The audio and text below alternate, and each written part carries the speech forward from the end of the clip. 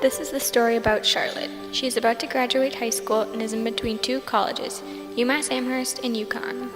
Throughout high school, Charlotte had a long-term boyfriend, Justin, and they planned to stick together throughout college. It is Charlotte's decision where she wants to go to school next year.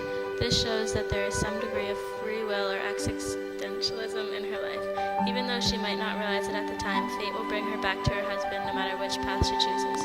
Her ability to choose which school to go to will only change the way things happen, but will not change what is bound to happen by fate. This is similar to the story of Oedipus. The oracle said that Oedipus was going to end up killing his father and marrying his mother. This was his fate. Throughout his life, he had the ability to make his own decisions. His free will led him down different paths, but in the end, his fate still came true. Choosing a college is a big decision, and it will change her life greatly. It is Charlotte's fate that she will marry Justin. No matter what college she goes to, she will have the same husband and the same kids, even though she has an option to pick between colleges. That choice would not affect who she would marry.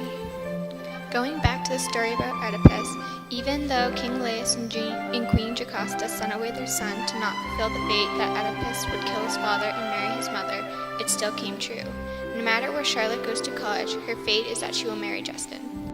In Vonnegut's Slaughterhouse 5, Billy Pilgrim realizes that he does not have much free will because fate is mostly the thing that takes over his life. For example, he is unable to control the time traveling. He travels through time and can't control where he is going or where he will end up. Billy learned through the Tralfamadorians the saying, "So it goes," which represents fate because he has no control over who dies. He just believes that it's meant to be. Determinism shows the effects of what college she chose. If she went to UMass Amherst, she would have a better pay, but she would have less time with her children. UMass Amherst had many internship opportunities that would help her get a job when she graduated from college.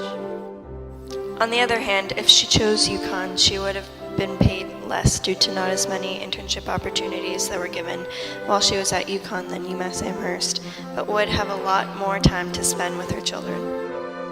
This connects to Frankel's story because if all of the series of events did not happen to these Holocaust victims, then they would not be the people that they are today. Although the suffering was unimaginable, Frankel describes how really there is no end to suffering, and even when you think all of the struggling or bad events are done in your life, there is always something worse that could have happened. Everything in life has a cause, and although there is no legitimate, understandable, or ethical answer for why these people had to suffer, they, for some reason, needed to go through this morbid experience to become the people they are today. The reason why my parents met was because of determinism. One day my mom decided to go visit her friend in the Cape who had been living there for the summer to work. She spent hours trying to find her house but realized that she would never find it. She then realized that her other friends were in the Cape, so when she arrived there, she ended up meeting my dad.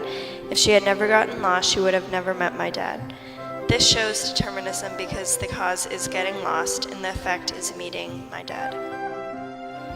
Life is a mixture of all these concepts. There always seems to be a balance between things that are out of our control and things we can determine for ourselves.